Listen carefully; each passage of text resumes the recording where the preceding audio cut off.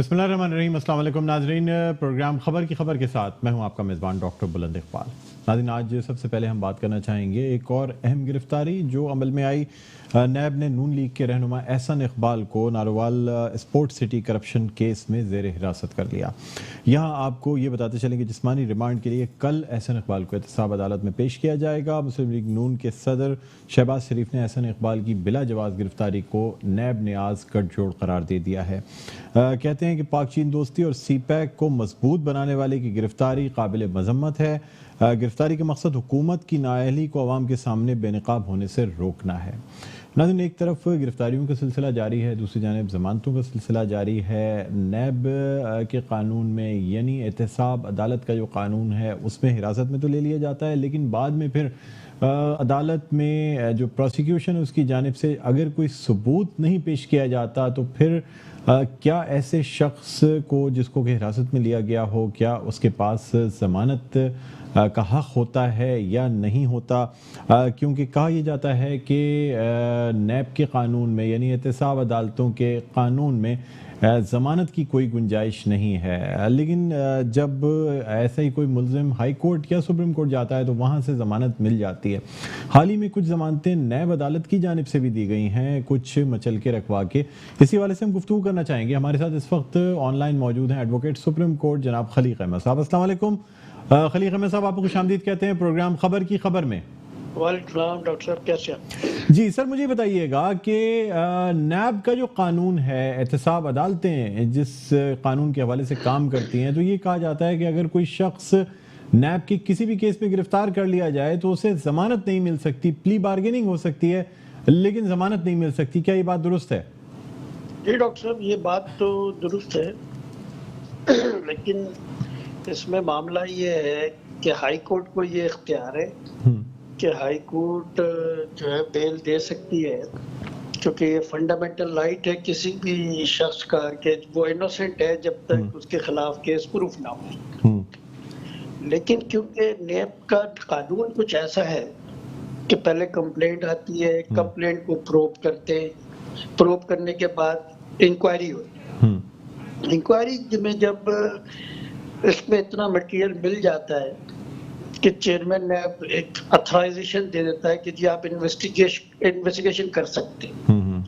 जब इन्वेस्टिगेशन होती है तो इतना मटेरियल नैब के पास आ जाता है कि नैब उसको 90 डेज तक जो है उसको अपने कस्टडी में रख सकती है। सर, सबूत किसे कहते हैं सर? मतलब अदालतों में सर होता ही है कि जब कोई मुल्जिम रिमांड पे होता है तो फिर अक्सर अदालतों की जानिब से ये रिमार्क्स आते हैं कि नैब की जानिब से प्रोसिक्यूशन जो है वो अब तक कोई भी सबूत फराहम करने से कासिर रही है। सर, ये क्यों कहा जाता है फिर? सर, ये कुछ थोड़ी सी बैडलक अब ऐसी हो गई है कि नैब के अब डायरेक्ट अपॉइंटीज जो है ना इन्वेस्टिगेटिंग ऑफिसर, उनको कुछ बहुत सारी चीजें इन्वेस्टिगेशन की पता नहीं है। ठीक है ना, वो तो सारे डॉक्यूमेंट जमा कर लेते हैं, फिर उसके बाद उसको ढूंढते रहते हैं। अब जब आप कोजेंट एविडेंस जो है वो आप किसी बड़ी एविडेंस के बड़े कागजों के बीच में रखेंगे तो जब कोर्ट के पास तो टाइम नहीं होता है, जब कोर्ट पूछता है तो वो कागज ही पलटते रहते हैं। तो ये असल में किसी भी चीज के लिए जो आपका जिसको आप कहते हैं कि एक ऐसी एविडेंस है जो कन्विंसिंग एविडेंस है, वो तो हाथ में होना चाहिए कि जी इधर जज के मुंह से निकला जज साहब के और इधर आपने पेश कर दिया कि साहब ये देखिए ये मैंने कनेक्ट किया है। क्योंकि विजडम इसका ये था 90 डेज तक की कि क्योंकि जितने भी नैब के लोग हैं वो हाई प्रोफाइल होते हैं, ठीक, उनका इन्फ्लुएंस होता है।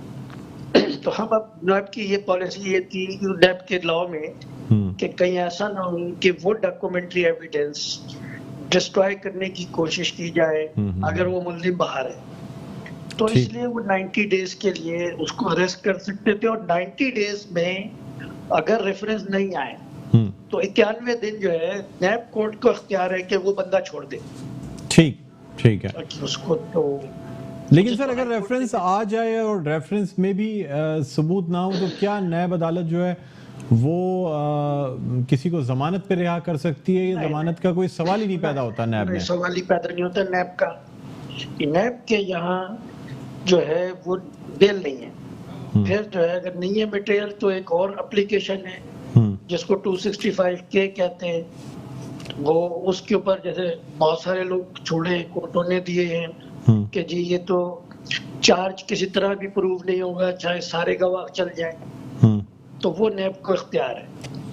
अच्छा, उस सूरत में मतलब नहीं तो सर यानी रिहाई जो है वो हर सूरत में उसके लिए हाई कोर्ट या जमानत के लिए हाई कोर्ट से रुजू करना पड़ता है? रिहाई नैब की जो वो बेल के लिए तो आपको जाना पड़ेगा हाई कोर्ट। अच्छा। और अगर कोई बर्बरियत ऐसी हो रही है कि जी चार्ज फ्रेम होने से पहले भी या चार्ज के वक्त कोई एविडेंस नहीं है, तो नैब का रेफरेंस खारिज हो सकता है, बंदा उसमें एक्यूट हो सकता है। कोर्ट को इख्तियार है, नैब कोर्ट को, कि नो एविडेंस केस है, आप 265 की एक्सरसाइज कर सकते हैं, जिसको बरियत की दरखास्त कहते हैं हम। अच्छा सर, यानी उसके तहत ली जाती है। सर ये भी बताइएगा कि यानी ये भी कहा जाता है कि एक दफ़ा अगर नैब किसी को गिरफ्तार कर ले और उसके बाद वो बरी होके आ जाए, या ये कि वो ज़मानत ले ले, या वो केस किसी तरह ख़त्म हो जाए, तो उसके बाद इंसान को क्लीन चिट मिल जाती है कम से कम उस केस के हवाले से जिस केस में नैब ने गिरफ्तार किया होता है। क्या ये बात दुरुस्त है? बिल्कुल बिल्कुल। अच्छा, उसके बाद फिर कोई और अदालत आप पे कोई केस नहीं बना सकती, अगर चाहे आप प्ली बार्गेन कर लें या अदम सबूत की बिना पर वहां से रिहा हो जाएं, या फिर मतलब कोई भी ऐसी बात हो जिसमें आप बरी हो जाएं, तो फिर वो केस हमेशा के लिए क्लोज हो जाता है? बिल्कुल, हमारे यहाँ आर्टिकल 13 है डबल जेपर्डी का मामला, कि अगर किसी केस में आप अक्यूट हो जाएं या आपको कन्विक्शन हो जाए, तो फिर उसके बाद उस चार्ज के ऊपर आपको दोबारा ट्राई नहीं किया जा सकता। ठीक है, बहुत शुक्रिया जी।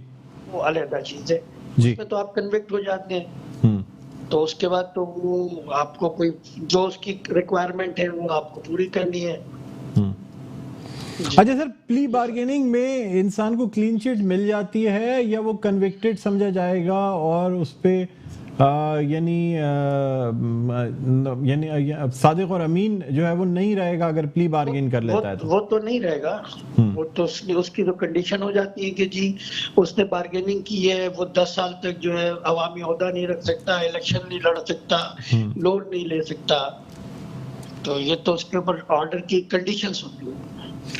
ठीक है, प्ली बार्गेनिंग में ये तमाम चीज़ें शामिल होती हैं। बहुत शुक्रिया खलीक अहमद साहब, एडवोकेट सुप्रीम कोर्ट, हमारे साथ ऑनलाइन मौजूद थे, जिनका ये कहना था कि अगर प्ली बार्गेन कर लिया जाए तो फिर इंसान कॉन्विक्टेड समझा जाता है, यानी ये समझा जाता है कि उसने इन चीज़ों को एक्सेप्ट किया और उसके बाद प्ली बार्गेन ली गई। और प्ली बार्गेन करने वाला शख्स जो है, ऑर्डर में लिखा होता है कि तकरीबन 10 साल तक ना वो इलेक्शंस लड़ सकता है, ना कोई अवामी ओहदा ले सकता है। अब देखना ये होगा कि जिस तरह से गिरफ्तारियों का सिलसिला जारी है, और अब राना सनाउल्लाह के बाद एहसन इकबाल की गिरफ्तारी जो है वो एक बड़ी गिरफ्तारी समझी जा रही है कि मुस्लिम लीग नून की जानिब से जो बोलने वाले लोग हैं उन्हें गिरफ्तार कर लिया जाता है। दूसरा जो एक स्कूल ऑफ थॉट है वो ये भी कहता है कि बाज़ दफ़ा कुछ लोगों को ये अंदाज़ा हो जाता है कि उन्हें गिरफ्तार किया जाने वाला है, इसलिए वो ज़्यादा बयानात दे रहे होते हैं। यानी आया ज़्यादा बोलने वाले को गिरफ्तार किया जा रहा है, या गिरफ्तार होने वाला पहले से ज़्यादा बोलने लग सकता है ताकि उसे कि जवाब भी मिल जाए कि चूंकि मैं बहुत ज़्यादा पब्लिक स्टेटमेंट्स दे रहा था इसलिए जो है वो मुझे गिरफ्तार किया गया। बहरहाल अब हम कुछ बात करना चाहेंगे कराची के जो तरक्याती मंसूबे हैं और ख़ास तौर पे ग्रीन लाइन के हवाले से हम गुफ्तगू करना चाहेंगे। आपको यहाँ ये बताते चलें कि वज़ीर-ए-आज़म इमरान खान जो है 27 दिसंबर को कराची पहुँचेंगे, गवर्नर हाउस में अहम मुलाकातें करेंगे, शहर के नाराज़ पार्टी अरकान सिंध असम्बली के गिले शिकवे दूर करेंगे, तरक्याती कामों का जायज़ा लेंगे। वज़ीर-ए-आज़म इमरान खान 7 फरवरी को ग्रीन लाइन मंसूबे का इफ्तिताह भी करेंगे। ये ऐलान है गवर्नर सिंध इमरान इस्माइल की जानिब से, जो कि कहते हैं कि कराची की मोहब्बत में ग्रीन लाइन मंसूबे को उठाया। फरवरी तक नुमाइश चौरंगी को ट्रैफिक के लिए खोल दिया जाएगा। ग्रीन लाइन बस मंसूबे का अंडरग्राउंड रास्ता जो है वो मुकम्मल हो रहा है, लेकिन ये भी कहा जा रहा है कि शायद एक ट्रैक फ़िलहाल खोला जाए, दोनों ट्रैक्स को खोलना अभी मुमकिन नहीं होगा। और ये जो एक तवील अंडरग्राउंड टनल जो बनाई गई है ग्रीन लाइन मंसूबे का ये हिस्सा है, क्योंकि नुमाइश चौरंगी से अगर हम आगे टावर की जानिब जाते हैं तो सड़क की चौड़ाई या उसके दरमियानी आइलैंड की चौड़ाई इतनी नहीं थी, जिसकी वजह से इसे अंडरग्राउंड ले जाया गया है।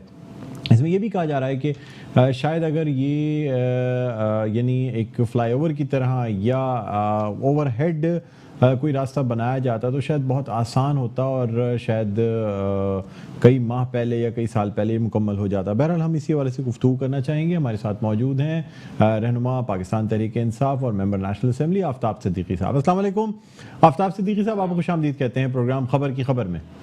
बहुत शुक्रिया सर, आज आप मौजूद थे जब गवर्नर सिंध जो है इमरान इस्माइल वो दौरा भी कर रहे थे और उनका ये कहना है कि ये जो ट्रैक है ग्रीन लाइन मंसूबे का, इसका एक ट्रैक खोला जाएगा 7 फरवरी को। ये कुछ पोर्शन खोला जाएगा इसका, और क्योंकि एक्चुअली जो ये ग्रीन लाइन थी वो तो नुमाइश तक थी, उसको फिर एक्सटेंड करके आगे तक ले गए हैं टावर तक, और जो इसमें कुछ अंडरपास है, बैरल का एरिया है, कुछ रैंप है, तो अंडरपास जो है वो तो नहीं खुलेगा, उसके साइड की जो रैंप्स हैं वो खोल दिए जाएंगे 7 फरवरी को। और उसके साथ साथ मिस्टर रोड का जो रोड बनाई है वो कुछ फ्लाईओवर्स हैं, केडीए फ्लाईओवर वगैरह, वो 5-6 प्रोजेक्ट हैं, तो इंशाल्लाह फरवरी में इसका इफ्तिताह और आवाम के लिए खोल दिया जाएगा। अच्छा आफ्ताब साहब, ये भी बताइएगा कि क्या ये बेहतर नहीं था कि अंडरपास या टनल के बजाय जिस तरह लाहौर में ये जो मेट्रो का ट्रैक बनाया गया या और दूसरी जगहों पे एलिवेटेड जो एक एक्सप्रेसवे बनाया जाता है वो बनाया जाता तो वो ज़्यादा आसान नहीं था? इस तरीके से रोड्स को बंद नहीं करना पड़ता। एक अरसे से जो कि कराची का दिल कहा जाता है, centre of the city, traffic मुअत्तल, जुलूस और जितने त्यौहार आते रहे उन तमाम चीज़ों पे मुतबादिल रास्तों का इख्तियार करना, क्या ये बेहतर नहीं था कि एलिवेटेड एक ट्रैक बना लिया जाता? देखिए, कराची में जो बेस्ट इंजीनियरिंग फॉर्म्स हैं उन्होंने इसको डिजाइन किया है, और फ्लाईओवर में एक इशू ये आता कि उसके एग्जिट और एंट्रेंस का इशू आ जाता क्योंकि ये कंजेस्टेड इलाके हैं और यहाँ पे एग्जिट भी बहुत करीब करीब हैं। तो अंडरपास का ये फायदा हुआ कि लेफ्ट एंड राइट पे 2 रैंप निकल गए सर्विस लेन के तौर के ऊपर। तो ये प्योरली इंजीनियरिंग डिसीजन है जिसके ऊपर काम किया गया है। बहुत सारे मशवरे हो सकते हैं, मगर ये इंजीनियर्स ने जो बेहतर समझा वो इसके किया गया। सर, अभी मजीद और कितना वक्त दरकार है इस मंसूबे को मुकम्मल होने में? क्योंकि सूबाई हुकूमत की जानिब से ये कहा जाता है कि वफाकी हुकूमत की जानिब से फंड्स की फराहमी में और इस मंसूबे में जो ताखीर है वो वफाकी हुकूमत की जानिब से, क्या ये बात दुरुस्त है?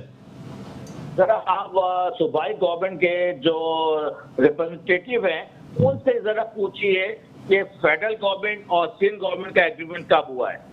बेसिकली जो ऑपरेटर की जिम्मेदारी थी वो सिंध गवर्नमेंट की थी, बसेस की जिम्मेदारी सिंध गवर्नमेंट की थी, और जब सिंध गवर्नमेंट ये काम नहीं कर सकी तो प्राइम मिनिस्टर ने कहा कि ठीक है हम इसको करके देते हैं। अभी last month federal government, Sindh government और जो ऑपरेटर है उनके दरमियान एग्रीमेंट हुआ है।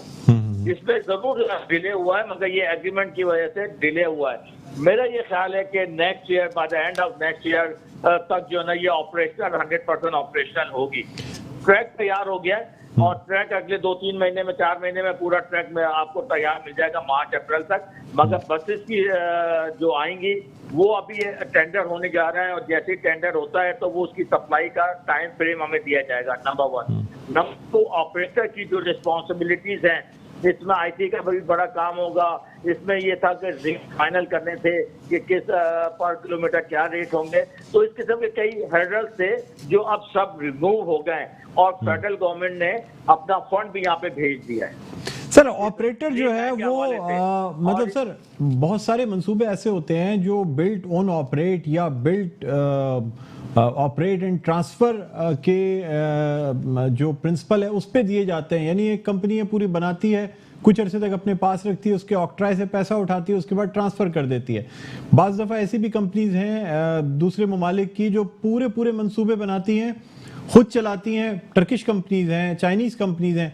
तो सर ये जो ऑपरेटर की आप बिल्कुल सही कह रहे हैं। BOT की बेसिस पे प्रोजेक्ट्स होते हैं, मगर ये जो प्रोजेक्ट स्टार्ट हुआ था ये BOT पे नहीं हुआ था। इसी तरह आज गवर्नर साहब ने मीडिया को बताया कि ऑरेंज लाइन है जो अब आ रही है, उसके लिए भी सिंध गवर्नमेंट ने फेडरल को कहा कि आप इसका इंतजाम संभालें, हमसे नहीं हो सकेगा। तो BOT पे कई प्रोजेक्ट हैं जो पाकिस्तान में चल रहे हैं, अब वो की मैकेनिज्म और की कॉन्ट्रैक्ट डॉक्यूमेंट बिल्कुल डिफरेंट होते हैं। तो सर इसमें ऑपरेटर कौन है, ये जो ग्रीन लाइन मंसूबा है?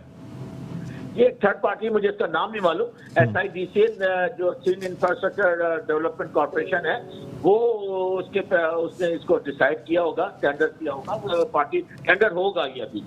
अच्छा। और ऑपरेटर के साथ नहीं, मेरा टेंडर भी होगा बसेस के लिए, ऑपरेटर के साथ मेरा ख्याल कॉन्ट्रैक्ट हो गया है। अच्छा, ऑपरेटर के साथ हो गया, लेकिन बसेस के लिए अभी कॉन्ट्रैक्ट होना है। तो सर पाकिस्तान तहरीक इंसाफ की हुकूमत क्या टर्किश जो बसेस नवाज हुकूमत में ली गई थी, क्या उनको प्रेफरेंस दी जाएगी इस टेंडर में, या फिर कोई नई कंपनीज या कोरियन? सर हमारे यहाँ तो ये होता है ना, एक कोई कंपनी आती है, डाइवू आती है, तो हर चीज हम फिर एक ही कंपनी को देने लगते हैं। तो क्या कोई नई कंपनी? पेपरा रूल के हिसाब से ओपन टेंडर होगा, स्पेसिफिकेशन में सारी डिटेल्स मेंशन कर दी जाएगी, किस टाइप की रिक्वायरमेंट है हमारी बसेस की, उसका जो भी लोएस्ट आएगा उसको ये टेंडर अवार्ड होगा। इसी तरह देखिए एक और सवाल भी था आज कि फायर टेंडर के हवाले से, कि जो टेंडर हुआ था उसमें जो रेट्स आए, प्राइसेस आई है, वो बहुत हाई थी और उसमें कुछ इशूज नजर आए, जिसके ऊपर हमने थर्ड पार्टी वैल्यूएशन के लिए नेटपाक को दिया है और नेटपाक की रिपोर्ट 1-2 दिन में आने वाली है। जैसे वो रिपोर्ट आती है तो उसका फंड भी मौजूद है, तो इंशाल्लाह फायर टेंडर के ऑर्डर भी प्लेस हो जाएंगे। ठीक। आफ्ताब साहब ये भी बताइएगा कि कहा ही जा रहा है कि इसमें कुछ फ्लाईओवर्स भी शामिल हैं, तकरीबन 7 के करीब फ्लाईओवर्स हैं जो कि बनाए गए हैं, ये तमाम चीज़ें या मुकम्मल किए जाएंगे और ये वफाकी हुकूमत की जानिब से बनाए जा रहे हैं? जी बिल्कुल, एक तो नशर रोड है, उसके अलावा KDA पे फ्लाईओवर है, 2-3 फ्लाईओवर और हैं जिनका इफ्तिताह इंशाल्लाह फरवरी में एक्सपेक्टेड है। अच्छा, और ये सर कंप्लीट कब तक हो जाएगा ये पूरा मंसूबा जो है बसेस के साथ? सिवाय ग्रीन लाइन के फ्लाईओवर तो हो जाएंगे, ग्रीन लाइन का मंसूबा उसके ट्रैक हो जाएगा, उसकी बसेस और ऑपरेशन का जो जिम्मेदारी है उसमें टाइम लगेगा। सर कितना कोई टाइम लिमिट दी गई है कराची वालों को कि कब तक वो? अभी नहीं, टाइम के हवाले से आज गवर्नर साहब ने भी ये कहा है कि जैसे टेंडर होता है उस टेंडर में सारी डिटेल्स आएंगी, उसमें कंप्लीशन टाइम भी होगा, उसमें जो है ना बसेस की सप्लाई का आपका टाइम फ्रेम भी होगा, तो वो मेरा ख्याल है बहुत जल्दी ये बता दिया जाएगा जैसे ये टेंडर होता है। सर अगर मैं आपसे जो नॉर्थ कराची जहाँ से ये ट्रैक शुरू होता है वहाँ से लेके नुमाइश जो कि पिछली हुकूमत में इसको बनाया जाना था, क्या आपके इंजीनियर्स और कॉन्ट्रैक्टर्स और जो हुकूमत है वो पिछले ट्रैक से मुतमईन है? सर बहुत सी जगहों पे इस ट्रैक की वजह से सड़क जो है ना वो नैरो हो गई है, यानी अब उन इलाकों में भी ट्रैफिक जाम होने लगा है इस ट्रैक की वजह से, जहाँ पहले अगर मैं नॉर्थ नाज़ाबाद या नाज़ोबाद की मेन सड़क की बात करूँ, जहाँ शायद पहले अन्नू भाई पार्क का इलाका है या और आप और आगे निकल जाए, जहाँ पहले ट्रैफिक जाम नहीं होता था, वहाँ अब ट्रैफिक जाम होने लगा इस ट्रैक की वजह से। ये थोड़ा सा मैं कह सकता हूँ बीइंग सिविल इंजीनियर के मिसमैनेजमेंट है। जब भी कोई फ्लाईओवर बनाया जाता है, अंडरपासेस बनाए जाते हैं, सबसे पहले जो डिटूर को जो है ना मैनेज किया जाता है, सारी दुनिया में ऐसा होता है। और ट्रांसपोर्टेशन इंजीनियरिंग भी यही बताती है कि आप जब फ्लाईओवर बनाने जा रहे हैं तो उसके साइड सर्विस रोड पहले से बनाएं ताकि आम आवाम को जो है ना उसमें तकलीफ ना हो। और अभी भी मैं देखता हूँ तमाम जगहों पर जो कराची में इंफ्रास्ट्रक्चर के स्पेशली चाहे अंडरपासेस हो, फ्लाईओवर हो या ब्रिजेस हो, उसकी क्वालिटी वो वर्ल्ड स्टैंडर्ड की मुझे मेरा पर्सनल राय है, ये मैं मैंने मेरी पर्सनल राय है सिविल इंजीनियर कि उस स्टैंडर्ड की नहीं है जो होनी चाहिए। और आज भी हम कुछ इंजीनियर अभी बैठे हुए थे तो यहाँ वो यही डिस्कशन हो रहा था कि हमें इस पे किस तरह हम अपना रोल प्ले कर सकते हैं, क्योंकि ये तो जो एग्जीक्यूशन अथॉरिटीज है वो डिफरेंट है, उनकी जिम्मेदारी है ये क्वालिटी को मेंटेन करना। ये मैं सारे कराची की बात कर रहा हूँ, मैं किसी एक इदारे की बात नहीं कर रहा हूँ। और जो नीचे जो ट्रैक जो है जहाँ पे ट्रैफिक कंजेशन हो रही है, उस ट्रैक को बहुत लंबा चौड़ा काम नहीं है, उसमें से डैमेज हटा दी जाए, उसमें से कंस्ट्रक्शन का मटेरियल हटा दी जाए तो जो ट्रैफिक थ्रू होती है इसमें कोई रॉकेट साइंस नहीं है। ठीक है, बहुत शुक्रिया आफ्ताब सिद्दीकी साहब, रहनुमा पाकिस्तान तहरीक इंसाफ और मेंबर नेशनल असेंबली हमारे साथ ऑनलाइन मौजूद थे। नाज़रीन यहाँ एक छोटा सा वक्फा लेना चाहेंगे, वक्फे के बाद दोबारा आपकी खिदमत में हाजिर होते हैं, कहीं ना जाइएगा, देखते रहिए प्रोग्राम खबर की खबर।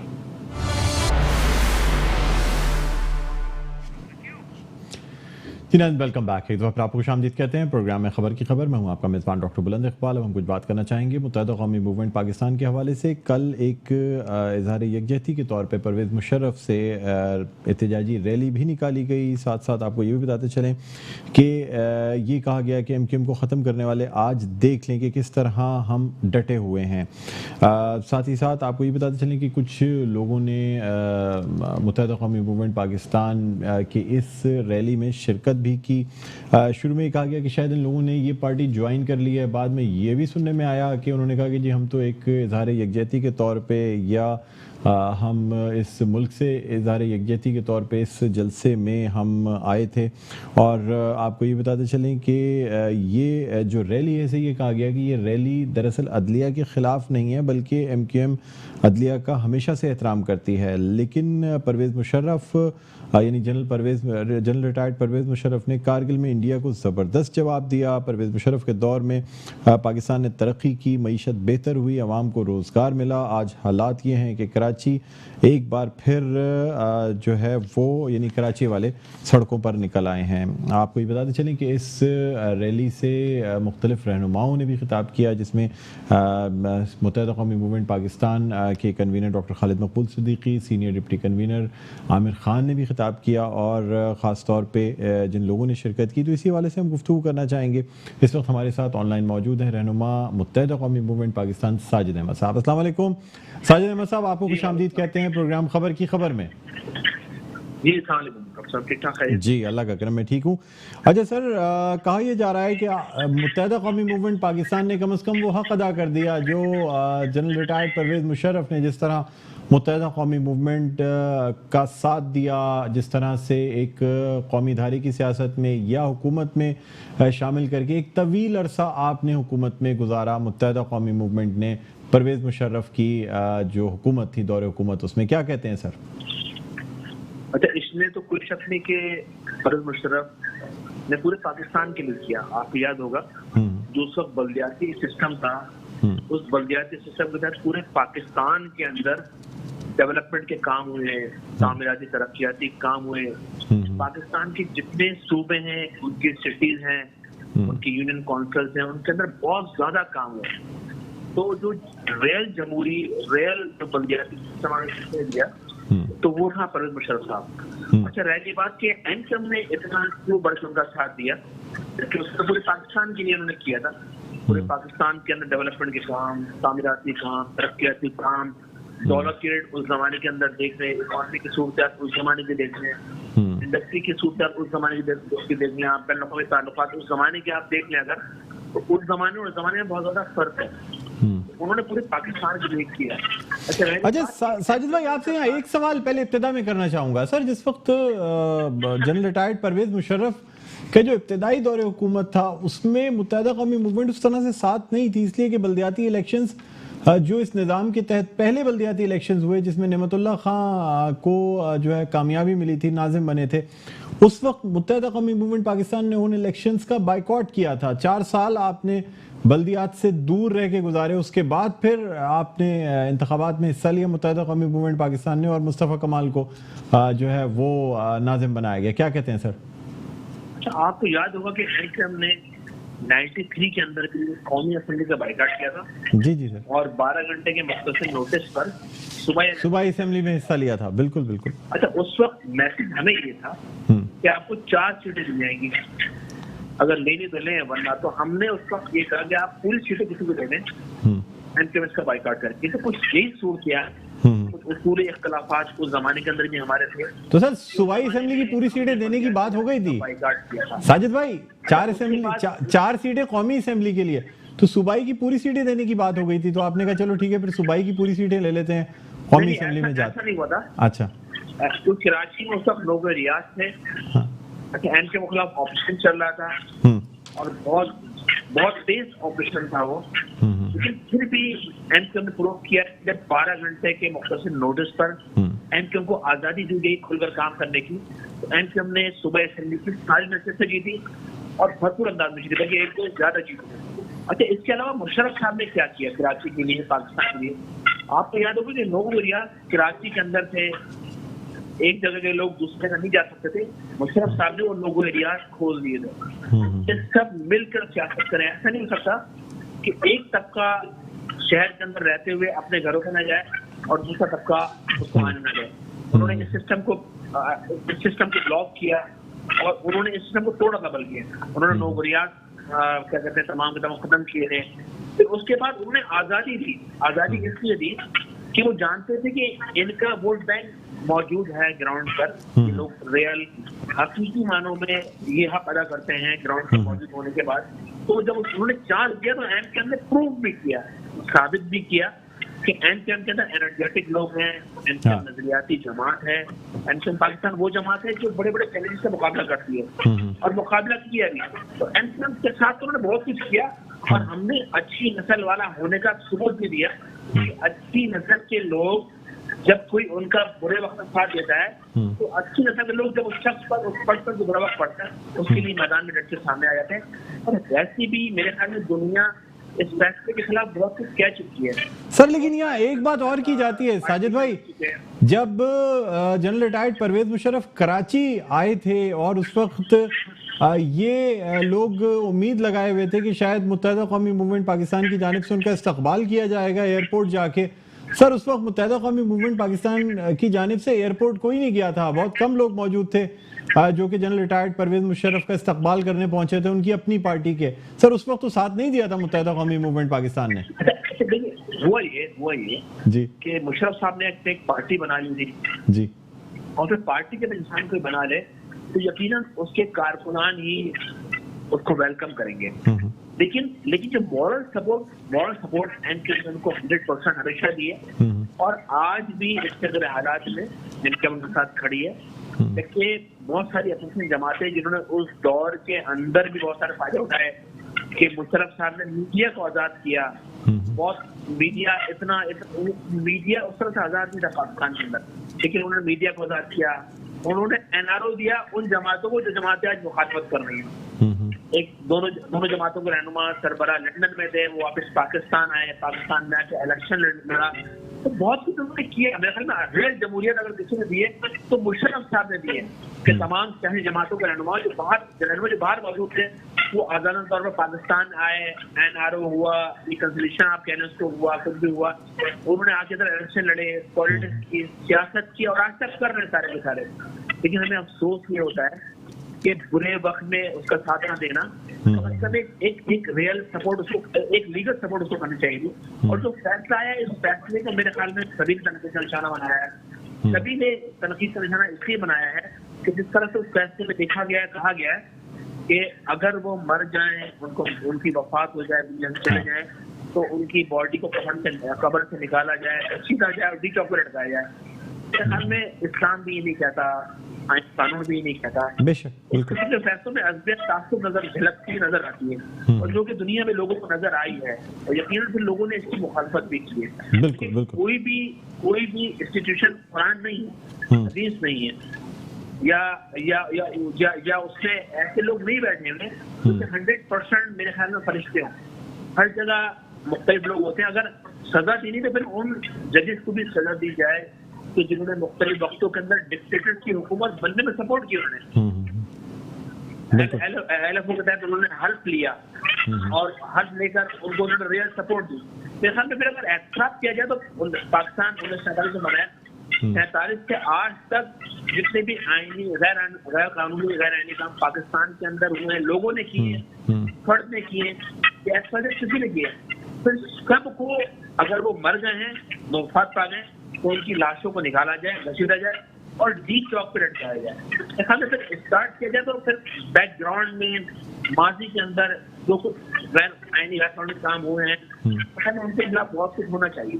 तो तब हम समझेंगे कि वाकई में रियल हकीकी फैसला है, उसूलों की बुनियाद पर फैसला है, खुदा और रसूल को हाजिर जन से फैसला किया।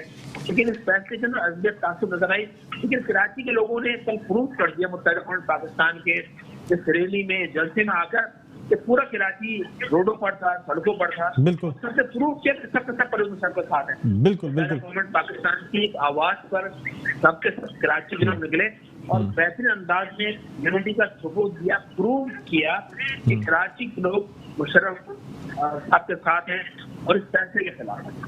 अच्छा साजिद साहब, यहाँ आपसे एक और मैं सवाल करना चाहूँगा। इस रैली में या इस जलसे में कुछ रहनुमा पाक सरजमीन पार्टी के भी शामिल हुए।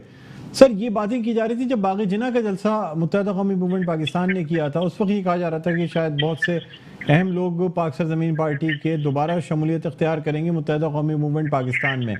मैं बात अगर करूँ वसीम आफ्ताब साहब की या सलीम ताजिक साहब की, जिन्होंने आपके जलसे या रैली में शिरकत की, सर उस वक्त तो ये कहा गया कि इनको वेलकम भी किया गया, लेकिन बाद में कुछ ऐसी खबरें आ रही हैं कि उनका ये कहना है कि हम तो जनरल रिटायर्ड परवेज मुशर्रफ से इज़हार यकजहती के लिए इस जलसे रैली में गए थे, हमने मुत्तहदा कौमी मूवमेंट में शमूलियत इख्तियार नहीं की। सर असल हकीकत क्या है, आपसे जानना चाहूँगा। देखिए, पूरे कराची में, पूरे पाकिस्तान में, पूरे कराची में लोगों को एमकेएम ने हैंडबिल तकसीम किए थे।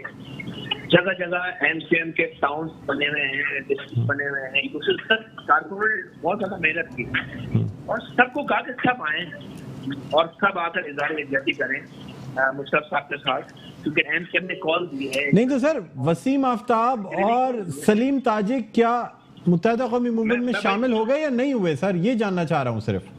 नहीं, वो नहीं, बिल्कुल नहीं, वो मुत्तहदा कौमी पाकिस्तान में शामिल नहीं हुए। लेकिन ये एक आम दावत थी, जनरल दावत सबको थी, तो यकीनन कोई भी आ सकता था इसमें। अच्छा। ताजिर बरादरी के लोग भी थे। अगर ये भी आ गए तो ये खुद कह रहे हैं, अगर बकौल आपके कि हम तो परवेज मुशर्रफ से इज़हार यकजहती के लिए आए थे, तो मेरे ख्याल में वो गलत नहीं, सब आ सकते हैं, लेकिन वो ओपन था। ठीक है। अच्छा तो सर यहाँ पे ये भी आपको बताता चलूँ कि जब मुस्तफ़ा कमाल साहब से सवाल किया गया ना इन दोनों अफराद के हवाले से, तो उन्होंने कहा कि हमारी पार्टी का कोई शख्स मुत्तहदा कौमी मूवमेंट पाकिस्तान के जलसे में या रैली में शरीक नहीं हुआ। वो देखिए, वो उनका अपना मौक़िफ़ है, मैं कुछ भी नहीं कहूँगा, लेकिन बहरहाल मुझे हमें अच्छी तरह याद है कि जब मुशर्रफ साहब के ज़माने में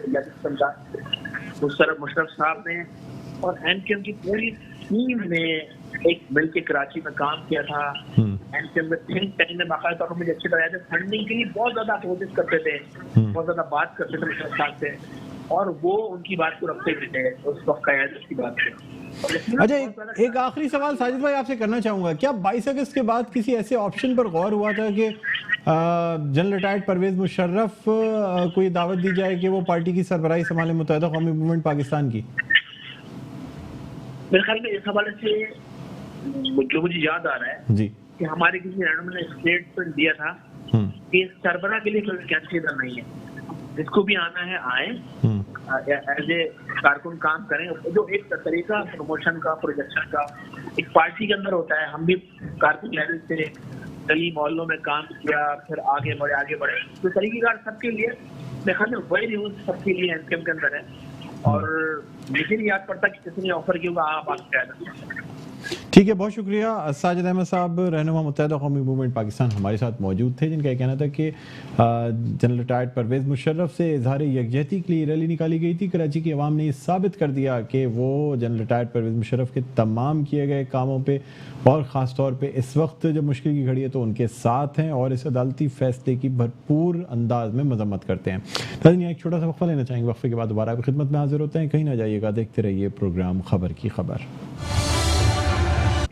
जी नाज़रीन, वेलकम बैक। एक दफ़ा आपको खुशामदीद कहते हैं प्रोग्राम में खबर की खबर। मैं हूं आपका मेज़बान डॉक्टर बुलंद इकबाल, और नाज़रीन हम अब कुछ बात करना चाहेंगे। पाक सरजमीन पार्टी के चेयरमैन मुस्तफ़ा कमाल ने आज अदालत के बाहर जो है वो मीडिया से गुफ्तगू भी की। आपको याद दिला चलें कि एक केस है सरकारी इरादे की गैर कानूनी अलॉटमेंट के हवाले से जो रेफरेंस फाइल हुआ है, जिसमें चेयरमैन पाक सरजमीन पार्टी मुस्तफ़ा कमाल और दीगर मुलजिमान जो हैं वो आज एहतसाब अदालत में पेश भी हुए।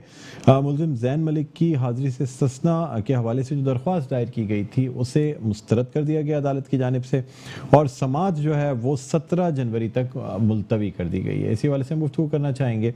हमारे साथ इस वक्त ऑनलाइन मौजूद हैं पाक सरजमीन पार्टी के रहनुमा हैं हसन साबिर साहब, एडवोकेट हैं, इनसे हम बात करना चाहेंगे। अस्सलाम वालेकुम हसन साबिर साहब, आपको हम खुशामदीद कहते हैं प्रोग्राम खबर की खबर में। जी वालेकुम अस्सलाम। जी सर, आपसे सबसे पहले तो जो आज की जो समाअत हुई उस हवाले से भी हम अहवाल जानना चाहेंगे, क्योंकि आज की समाअत के बाद चेयरमैन पाक ज़मीन पार्टी मुस्तफ़ा कमाल ने मीडिया से गुफ्तगू भी की। सर क्या कहते हैं, आज जो समाअत हुई है कहाँ तक पहुँची है ये बात? 17 जनवरी तक समाअत को मुलतवी कर दिया गया है।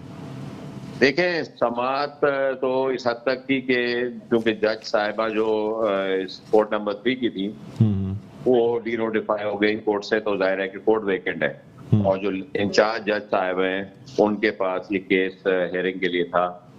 लेकिन अभी तो इस केस में अंदर चार्ज फ्रेम नहीं हुआ है और मिसलेनियस एप्लीकेशंस के ऊपर ये हेयरिंग हो रही है और वो मिसलेनियस एप्लीकेशन भी जो है वो जो जैन मलिक साहब हैं उनके वकील साहब ने मूव की थी जी। वो इशू जब तक रिजॉल्व नहीं हो जाता उस वक्त तक चार्ज फ्रेम नहीं होगा और जब तक चार्ज फ्रेम नहीं होगा तो प्रोसीडिंग आगे नहीं बढ़ सकती है। तो सिंपल आज एडजर्न हो गया और चूंकि आज लंबी डेट इसी वजह से हुई है कि आगे वेकेशन है कोर्ट की 25 दिसंबर से स्टार्ट होंगी वेकेशन और वो फिर हमारे सेकंड वीक तक जनवरी तक होती है तो लाइन अप होके वो केस 17 जनवरी के लिए एडजर्न हुआ है।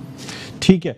अच्छा सर, ये भी बताइएगा कि चेयरमैन आपकी पार्टी के जो हैं मुस्तफ़ा कमाल साहब, उनकी जानिब से ये स्टेटमेंट भी सामने आया है कि ये जो जिस रेफरेंस के तहत या जो सज़ा जनरल रिटायर्ड परवेज़ मुशर्रफ को दी गई है इसकी मंजूरी जो है 2014 में पार्लियामेंट से ली गई थी और उनका ये कहना है कि अगर ऐसी बात है तो फिर जितने जो आर्मी चीफ हैं या जो लोग जिन्होंने कानून को तोड़ा है उन सबको अलामती फांसी देनी चाहिए। क्या कहते हैं आप? देखिए, बिल्कुल ये मुस्तफा भाई के आज मीडिया के सामने भी किया पार्टी का मौक़िफ़ है कि जब 2014 में और इस पार्लियामेंट की अप्रूवल से आर्टिकल 6 के तहत कानूनी कार्रवाई का हुक्म सादर किया और उस वक्त पार्लियामेंट में जितनी भी जमातें इलेक्टेड मेंबर की हैसियत से मौजूद थी उन्होंने कोई इतराज भी नहीं किया। उन्होंने तो इस चीज की मंजूरी दी है और अगर खामोश भी रहे तो खामोशी भी मंजूरी में तस्वुर हो गई या तो वो ऑब्जेक्शन करते इस चीज का। आज अगर वो तमाम पार्टीज जो है वो इस हक में नारे लगा रही हैं कि परवेज मुशर्रफ साहब को सजा जो है वो गलत गैर आईनी दी गई है तो उस वक्त इन्होंने ये आवाज बुलंद क्यों नहीं की थी जिस वक्त ये इस कार्रवाई के लिए जो है इनिशिएट लिया गया था? सर आपका इशारा किस तरफ है? अगर मैं आपसे ये जानना चाहूँ कि यानी आप कि आज जो मीडिया टॉक हुई है या पार्टी चेयरमैन मुस्तफ़ा कमाल साहब का इशारा किस तरफ है, किस पार्टी की जानिब है? देखिए सर, मुस्लिम लीग नून और पाकिस्तान पीपल्स पार्टी तो इस फैसले की मजम्मत नहीं कर रही हैं। अगर आप देखिए 2014 की बात करते हैं तो 2014 में मुस्लिम लीग नवाज जो है वो मेजॉरिटी में मौजूद थी, कोई पार्टी साथ देती या ना देती, मुस्लिम लीग नवाज अकेले ही काफ़ी थी। इस यानी तरमीम की बात नहीं सर, तरमीम 2010 में हुई लेकिन ये जो ख़ास तौर पे जो इस केस की जो मंजूरी मिली यानी ख़ास तौर इसको प्रोसिक्यूट करने की 2014 में जो कि मुस्तफ़ा कमाल साहब ने कहा है, तो सर फिर कौन सी पार्टियां ऐसी हैं जो कि जिन्होंने असेंबली में आवाज़ नहीं उठाई? देखें, 2014 में मुस्तफा भाई ने तो बिल्कुल रिकॉर्ड के मुताबिक बात की ना। 2014 में ही अप्रूवल हुआ इस चीज का कि आर्टिकल 6 के तहत कार्रवाई की जाएगी जनरल परवेज मुशर्रफ साहब के खिलाफ। तो आज कराची की पार्टी जो कल रैली निकाल रहे थे और इस बात का इसरार कर रहे थे कि ये फैसला गलत हुआ है, तो फैसले में जाने से पहले क्यों नहीं एहतजाज किया उन्होंने? 2014 में क्यों नहीं एहतजाज रिकॉर्ड करवाया? क्यों नहीं ऑब्जेक्शन फाइल किए? क्यों नहीं कोर्ट में चले गए कि जी इनके खिलाफ कोई कार्रवाई की गई तो हम इनके साथ खड़े हैं या हम जो है वो गवर्नमेंट के अगेंस्ट खड़े हैं? आज ये चीजें क्यों याद आ गई? लोगों को गुमराह करने के लिए याद आ रही हैं। तो बहुत क्लियर इंडिकेशन मुस्तफा भाई ने कहा कि भाई जो रैलीज निकाल रहे हैं आज, उन्होंने उस वक्त तो रैलीज नहीं निकाली कि उस वक्त पूरा केस ट्रायल करने के लिए जब परवेज मुशर्रफ साहब अदालतों में जाते थे उस वक्त तो ये साथ नहीं खड़े थे। आज क्यों साथ खड़े हुए हैं? सर लेकिन अगर ये बात की जाए कि आप ये कैसे प्रूव कर सकते हैं कि मुत्तहिदा कौमी मूवमेंट पाकिस्तान की जानिब से जो MNAs थे उन्होंने इस करारदाद के हक में वोट दिया होगा? मैं हक की बात ही नहीं कर रहा। मुस्तफा भाई ने भी हक की बात नहीं की कि हक में वोट नहीं दिया। तो एहतजाज किया होगा ना, कोई चीज अपने एहतजाज रिकॉर्ड करा, कोई बिल पेश किया होगा, कोई चीज ऐसी जो रिकॉर्ड पर असेंबली के फ्लोर के ऊपर बात की गई होगी।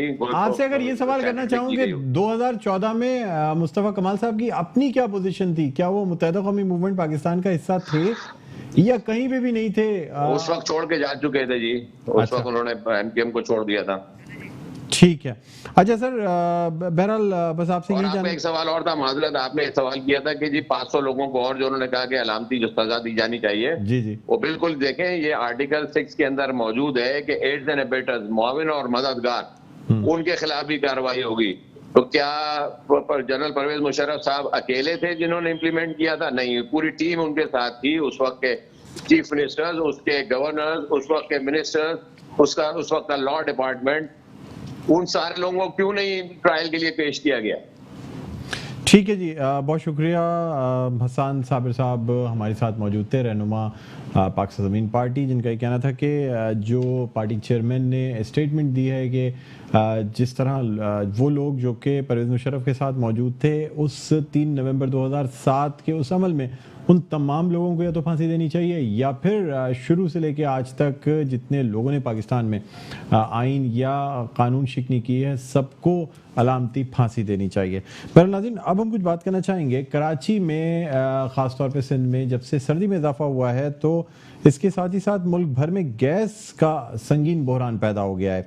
मुल्क के मुख्तलिफ शहरों में गैस प्रेशर की कमी की वजह से सार्फिन जो है परेशान है। कराची में CNG स्टेशन ताहाल ना खुल सके हैं। मजीद 12 घंटे का वक्फा कहा गया है जो अभी बाकी है इन CNG स्टेशन के खुलने में। आपको यहाँ ये भी बताते चलें कि all Pakistan CNG dealers association जो है उसने कल गैस ना मिलने पर स्टेशन खोलने और एहतजाज करने की धमकी दे दी है। समी खान कहते हैं कि गैस की तवील दौरानी की बंदिश से मालिकान और अवाम दोनों परेशान हो गए हैं। इसी वाले से हम गुफ्तगू करना चाहेंगे। हमारे साथ समी खान साहब मौजूद हैं, सदर all Pakistan CNG dealers association. जी अस्सलाम वालेकुम समी खान साहब, आपको खुशामदीद कहते हैं प्रोग्राम खबर की खबर में। सर क्या कहते हैं, गैस का प्रेशर तो इस वक्त पूरे पाकिस्तान में कम है और हमेशा से यही होता, जब भी सर्दियां आती हैं जी। पंजाब में तो CNG स्टेशन खत्म हो चुके हैं जी, मगर सिंध में थे वो हमारी, क्योंकि हमारे वहाँ गैस पैदा होती है तो हम चाहते थे, मगर इन्होंने सिंध से भी गैस लेके पंजाब में दे दी है। अब मसला ये है कि हमें क्या करना है। अभी तो इन्होंने हमारी धमकी से 8 बजे खोल दिया है।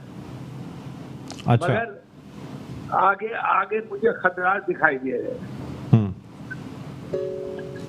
हेलो जी समी साहब, मुझे बताइएगा कि इस चीज का कोई हल मौजूद है आपके पास, क्योंकि सुई सदन का तो ये कहना है कि हल ये है कि ये जैसे जिन्होंने हमसे वायदा किया था कि 3 दिन हफ्ते में ऑफ रहा, मगर इन्होंने वो उस पर अमल नहीं किया। फिर दोबारा इनको यही करना पड़ेगा और दूसरा हल कोई नहीं है। ठीक है, तो आपका ये कहना है कि सिंध से जो गैस हासिल की जाती है वो पंजाब को भेज दी जाती है?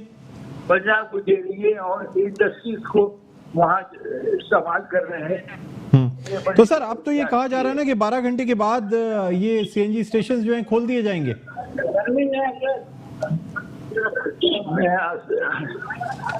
सर मुख्तसरन बता दीजिएगा कि आगे का क्या लाएमल तैयार किया all Pakistan CNG dealers association ने? ये किया है कि हमें चालू करना चाह रहे थे, मगर इन्होंने जब इसको मालूम हुआ तो इन्होंने मेन बंद कर दिए हैं ताकि हम गंदा चला सके। दूसरे अब हमने ये तय किया है कि बैनर लगाएंगे